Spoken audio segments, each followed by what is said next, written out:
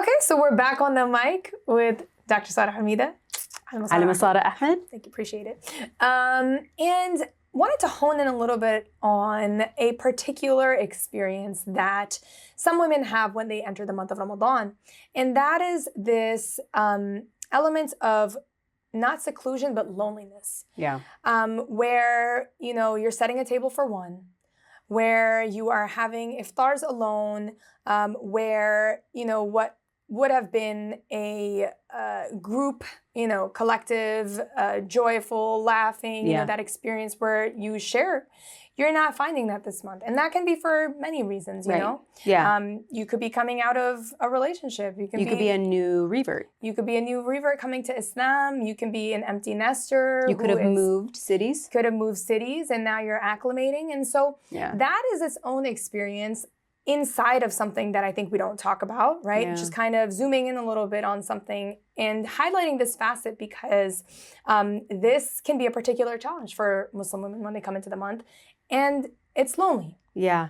I think Ramadan in and of itself really focuses on a lot of communal worship. We're breaking fast together. We're in the masjid together. We're doing taraweeh together. There are also celebrations together. And so it can feel really like if you don't have that in your backyard, you could feel quite othered. Yeah.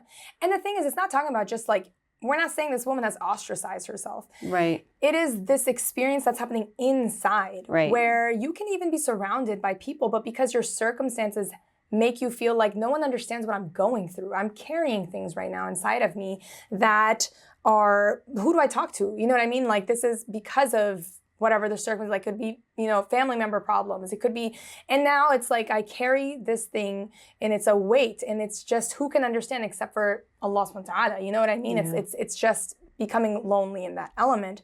You highlighted something about the beauty of the communal aspect that Ramadan brings. And there's a verse in the Quran that literally says that, and remind each other, for you can, like you and yourselves are reminders for each other, to do good deeds for the believers.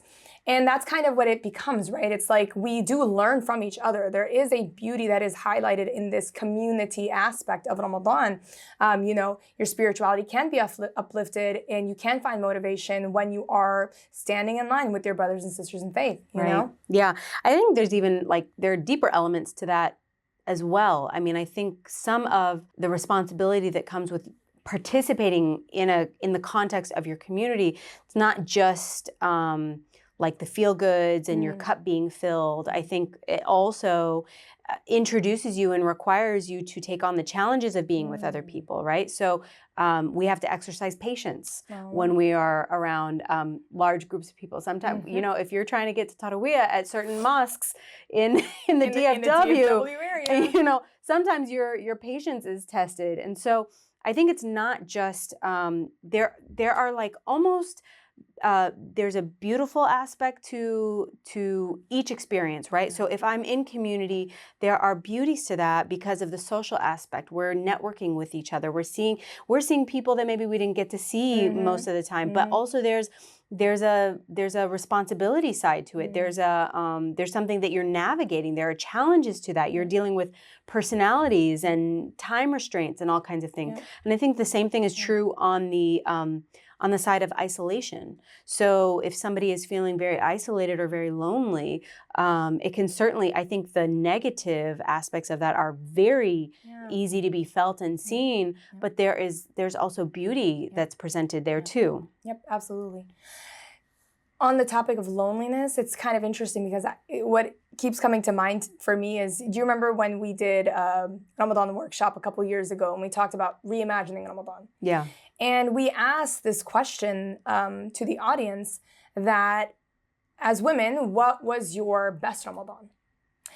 And it was surprising, but also not surprising, subhanAllah, if you really dig a little deeper, that most of the women brought up things that were hard experiences. Yeah. That made them feel like I'm carrying like the world on my shoulders. Yeah. I am so alone this year. Yeah. I have lost this year. I am grieving this year. I am entering, territory I've never gone through before. And it's just, I'm here, But then what is it about these hardships in this month of Ramadan that creates this, in hindsight, that was my best Ramadan.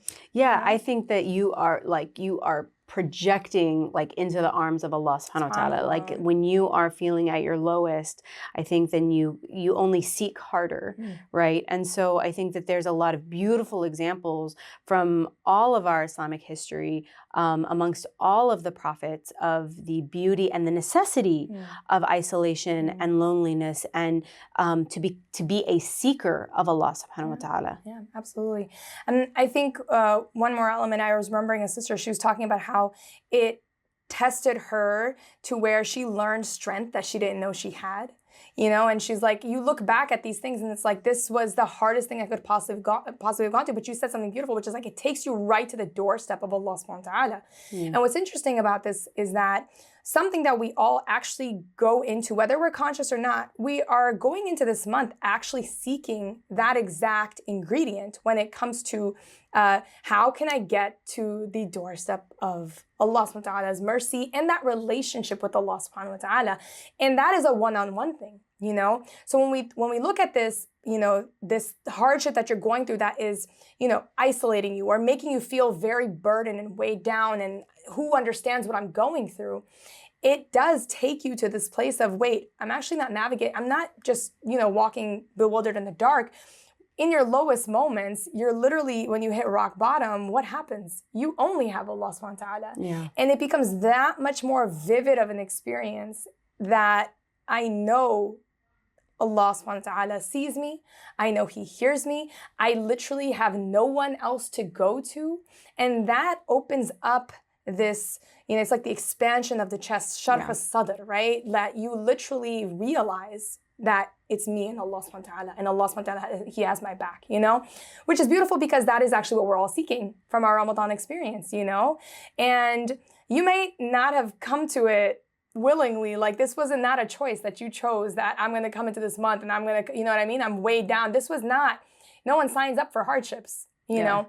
But there's something about them that take you right to the threshold, subhanAllah. And that's why I think a lot of women, when they look back, the most challenging months, subhanAllah, also they force out these qualities that otherwise would not have surfaced. You know, there's always a sweetness, I think, but it's kind of like on the other side of that experience. So I think although we may come into the month feeling that deficit, right? And especially through the middle of the month, you might be looking around you and seeing what your friends are doing or seeing what other people are doing on social media or what have you. I think there can be a lot of comparison out there, but the more resolute you can be in your dependence on Allah subhanahu wa ta'ala, that is really, that's what you're seeking.